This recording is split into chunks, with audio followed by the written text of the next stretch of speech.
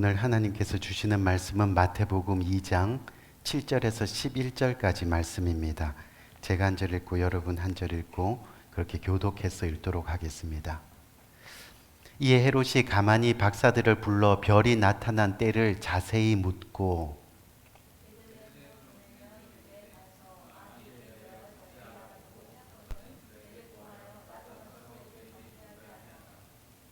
박사들이 왕의 말을 듣고 갈새 동방에서 보던 그 별이 문득 앞서 인도하여 가다가 악이 있는 곳 위에 머물러 서 있는지라.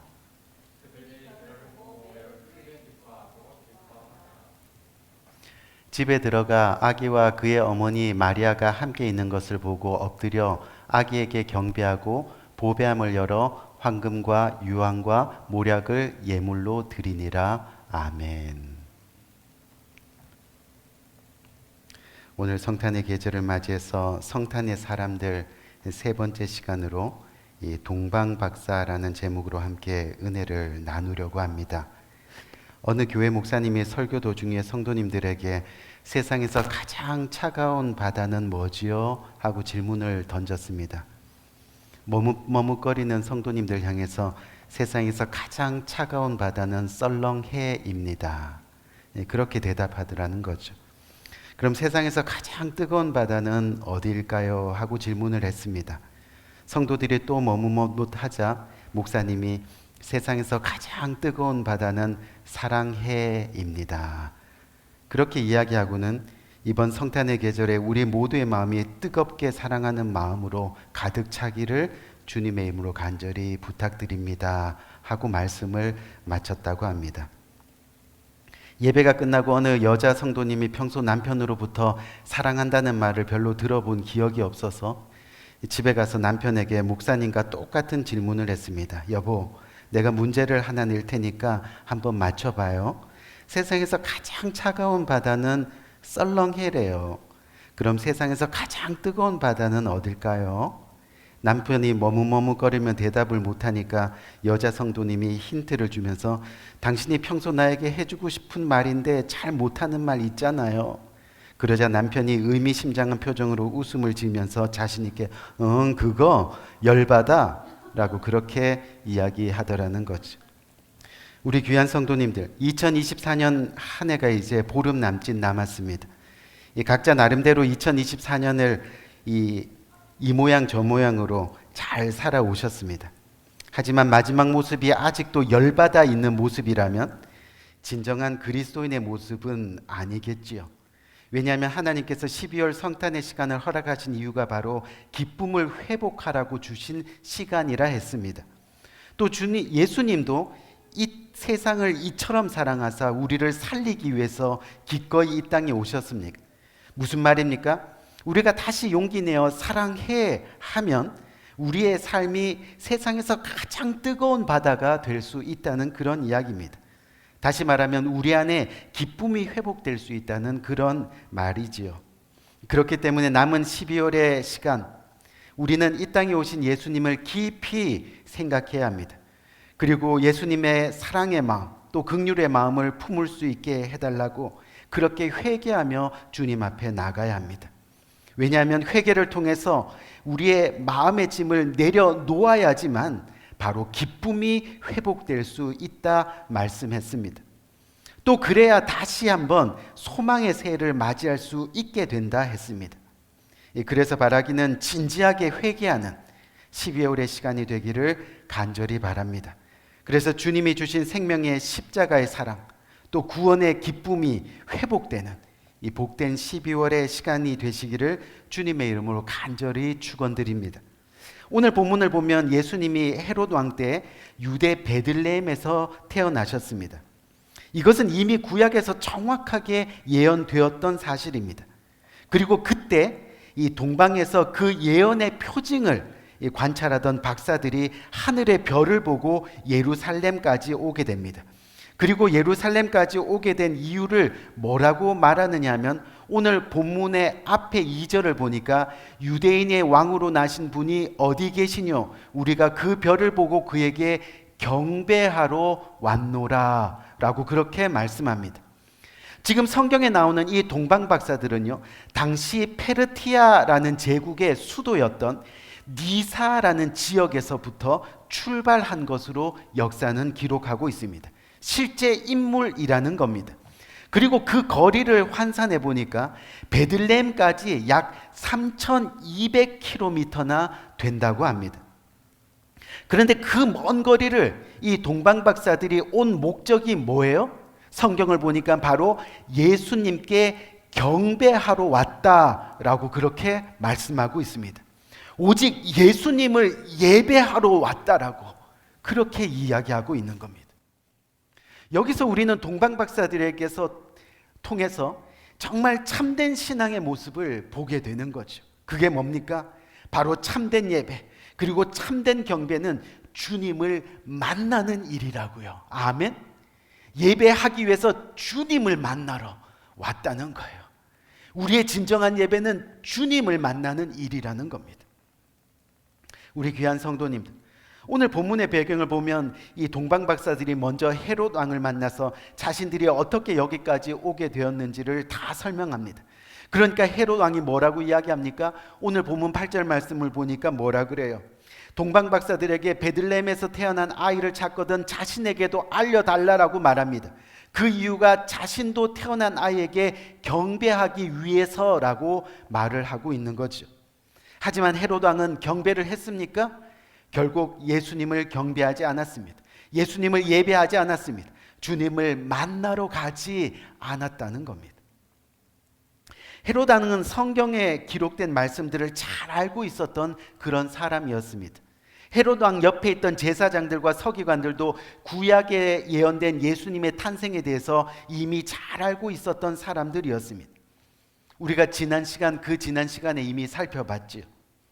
하지만 예수님이 태어났다는 소식을 들었을 때 그들은 자신들도 예수님을 경배하겠다고 말은 했지만 결코 예수님을 만나러 가지 않았다는 겁니다.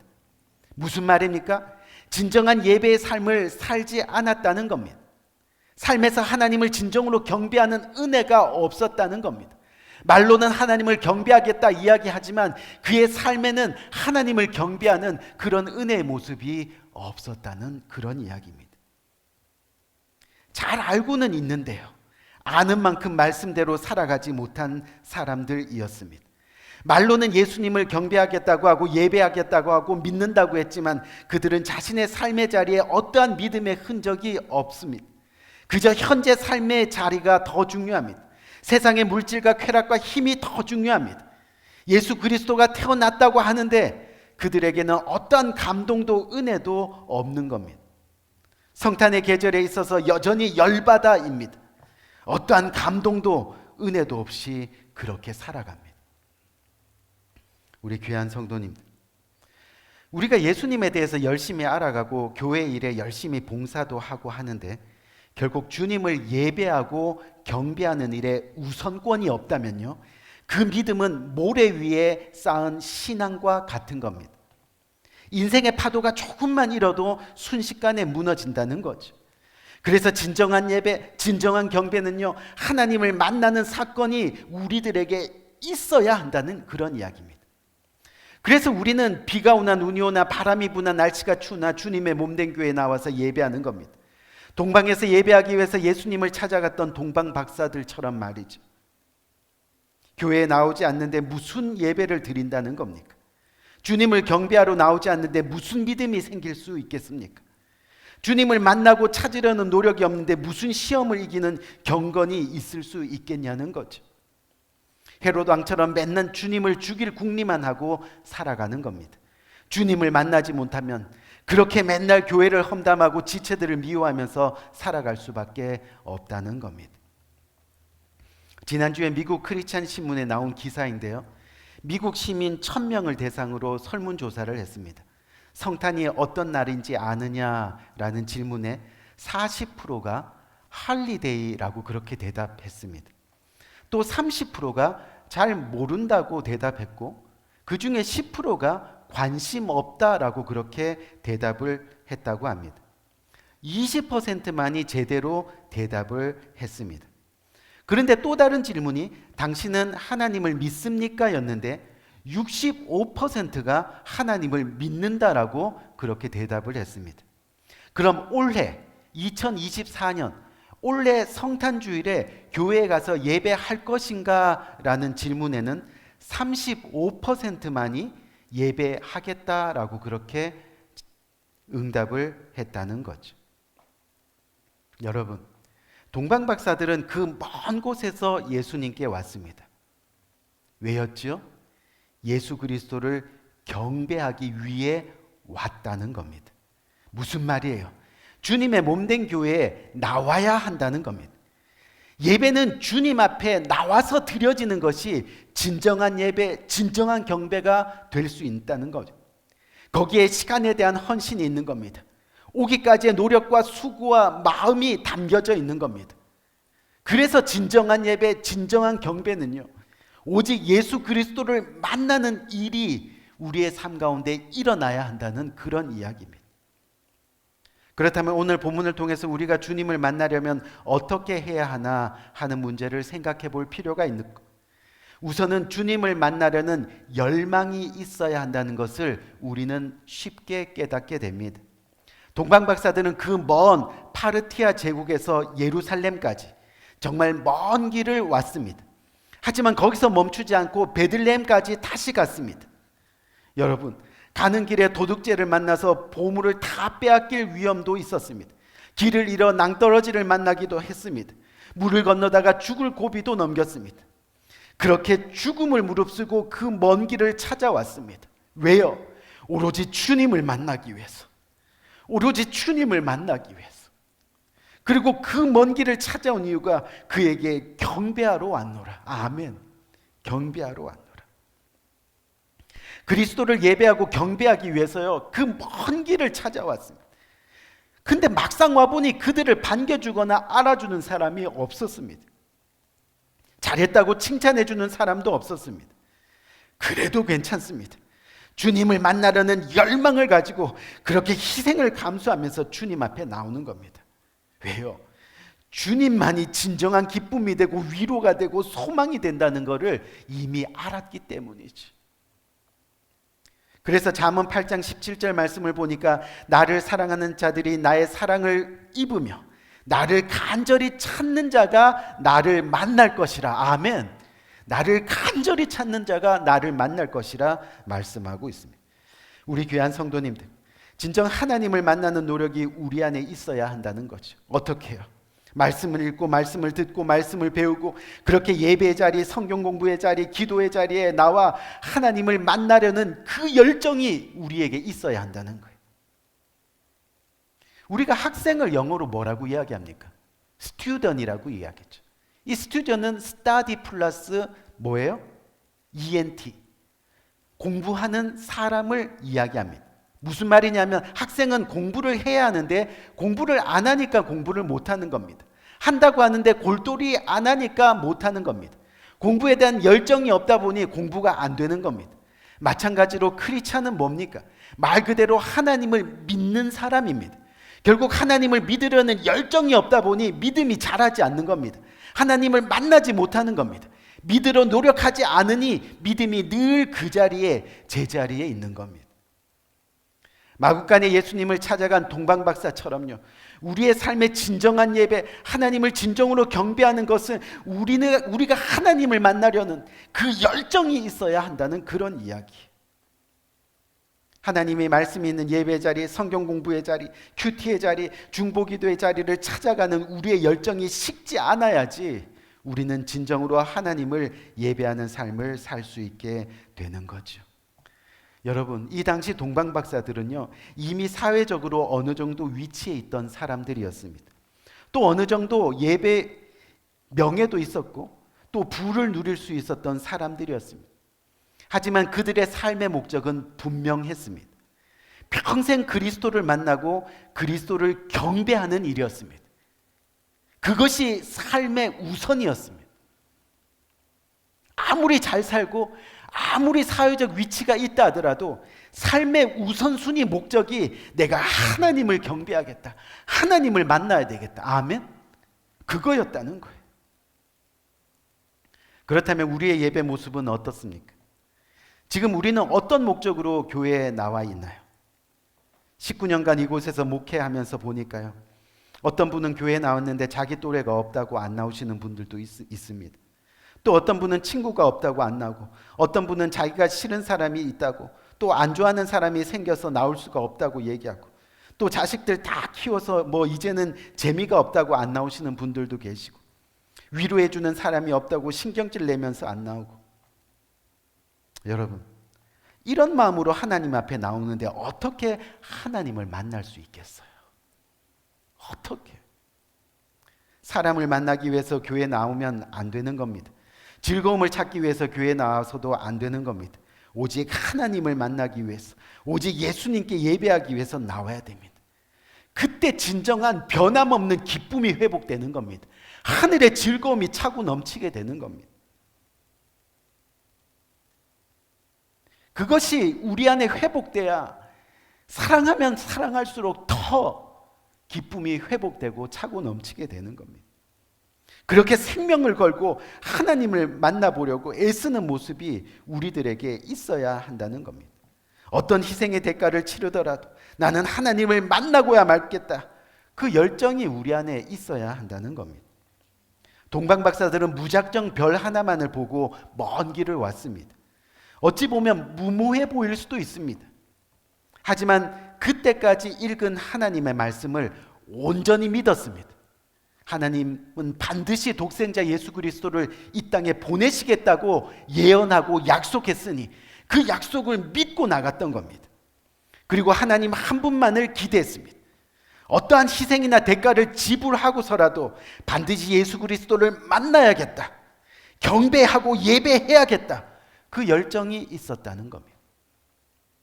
그런 열정이 우리 안에도 있어야 한다는 겁니다. 두 번째로 동방박사들이 주님을 만난 후에 어떻게 진정한 경배를 드리는가 하는 모습을 우리는 오늘 본문에서 보게 됩니다. 오늘 본문 11절을 보니까 집에 들어가 아기와 그의 어머니 마리아가 함께 있는 것을 보고 엎드려 아기께 경배하고 보배압을 열어 황금과 유압과 모략을 예물로 드리니라 라고 말씀합니다. 여기서 우리는 진정한 예배의 모습을 보게 됩니다. 동방박사들이 예수님을 경배할 때 뭐를 준비했다고요? 예물을 준비했다 말씀합니다. 무슨 이야기예요? 예물은요, 내 인생이 나의 것이 아닙니다. 주님의 것입니다. 주님이 나의 주인입니다 하는 믿음의 고백입니다. 최고의 믿음의 고백입니다. 그렇게 나의 인생을 온전히 하나님께 바친다는 신앙의 고백입니다. 이것이 믿음이 있고 신앙이 있는 사람들의 모습이라는 거죠.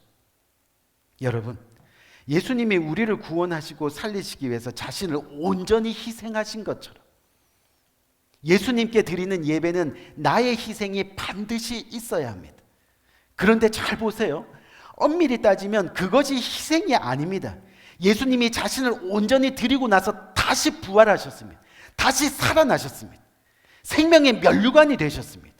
마찬가지로 내가 드리는 예물의 희생은요, 결국 나를 다시 살리는 겁니다. 영원한 천국을 준비하는 일입니다. 하늘의 면류관이 되는 일이라는 겁니다. 예배를 통해서 하나님을 경배하는 일이 결국은 나를 살리는 일이 되더라는 거죠. 아멘. 우리 사랑하는 성도님들, 이제 다음 주는 우리가 2024년 마지막 절기 예배로 이 성탄 예배를 드리게 됩니다. 분명한 것은 주님을 만난 기쁨은 참된 예배를 드리는 동방박사만이 누릴 수 있었다는 것을 우리는 기억해야 합니다. 결코 강 건너 불구경하던 헤롯이나 제사장들이나 서기관들은 예배의 감동을 누리지 못했습니다. 무슨 말입니까? 우리 역시 하나님을 만나기 위해 주님 앞에 나온 사람만이 하늘의 기쁨 그리고 예배의 감동을 누리게 되어 있습니다. 또한 진정 내 모든 것이 주님의 것입니다 하는 고백으로 주님 앞에 예물을 준비할 때 주님 앞에 진정으로 삶을 드리는 사람만이 다시 살아나는 역사가, 생명의 은혜를 누리는 역사가 일어나게 되는 겁니다. 바로 하늘의 면류관을 얻는 기쁨을 맛보게 되는 거죠. 결국 우리 모두는 동방박사가 되어야 됩니다.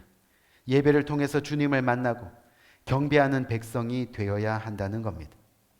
그래서 바라기는 이번 성탄 예배는 우리를 구원하시기 위해서 오신 예수님을 진정으로 경배하는 날이 되기를 간절히 바랍니다. 우리 가운데 헤롯 왕이나 제사장들 그리고 서기관들처럼 예수님을 경배하는 것에 무관심한 사람이 한 사람도 없기를 바랍니다. 그래서 부디 동방박사들처럼 주님을 만나기를 열망하고 자신을 드리는 헌신으로 주님을 온전히 경배하는 이번 성탄절이 되기를 주님의 이름으로 간절히 축원드립니다. 우리 한번 기도할까요? 간절합니다.